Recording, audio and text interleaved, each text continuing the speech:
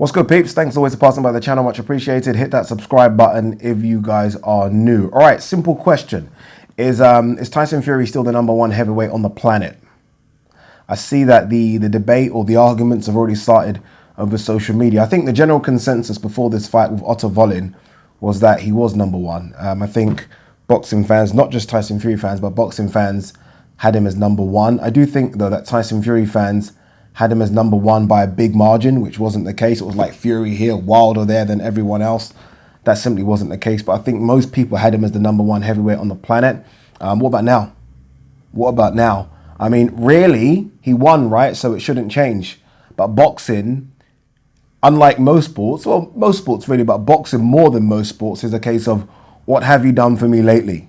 You know, you're judged on your last performance. And his last performance, early hours of this morning, wasn't great. Wasn't great. Let's be honest, people. It wasn't the best Tyson Fury we've ever seen. In fact, I thought it was a poor Tyson Fury performance. I think I gave him 5.5 out of 10 for the performance. I mean, hardcore Tyson Fury fans, look, I'm a Tyson Fury fan, but a hardcore Tyson Fury fan is going to make an argument and say, look, he got caught. In the end, he got the job done, right?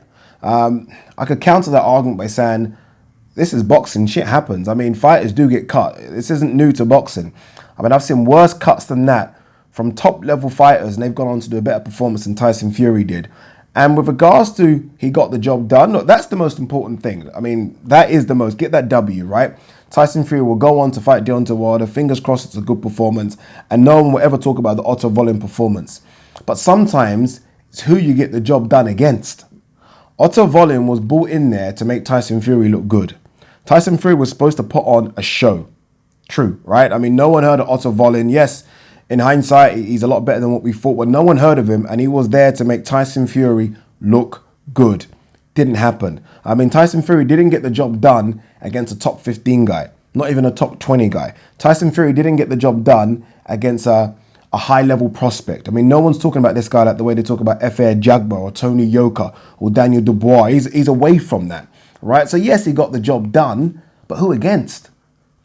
I mean, no one have heard of Otto Wallin. I mean, you've got to be a very hardcore boxing fan to have heard of Otto Wallin before that. So it was a bad performance. That said, does that somehow drop him to number 2 in the heavyweight rankings? I don't know. I mean, some people already had Deontay Wilder as number 1 prior to that. Some people will make an argument and say, look, Deontay Wilder beat Luis Ortiz, drew with Tyson Fury, even though a lot of people thought he lost, drew with Tyson Fury nonetheless, and iced Dominic Brazil. And he's going to fight Luis Ortiz again. I mean, that's not bad. That's not bad. You got Andy Ruiz there who beat a guy that, again, some people were considering number 1 in Anthony Joshua and stopped him. I mean, look, I still think Tyson Fury's number 1. I still do think on his day, he's the best heavyweight in the world on his day. The early hours of this morning just simply wasn't his day. But I do think now that the hardcore Tyson Fury fans might pump the brakes a little bit in how far they think he is number 1 and how they think fights with him and Joshua will go, or him and Ruiz will go, or him and Wilder, the rematch, or him and Usyk. I think we're in a heavyweight division where I think anyone can beat anyone.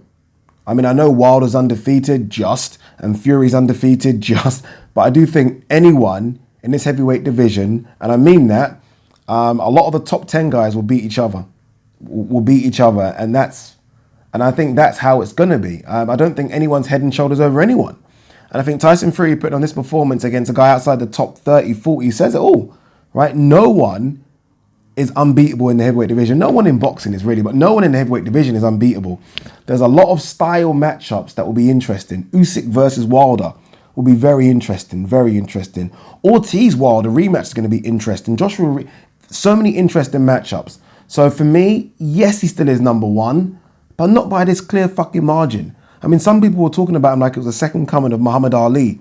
Pump the brakes, people. Didn't look good yesterday. Regardless of a cut, didn't look great against a guy we've never heard of.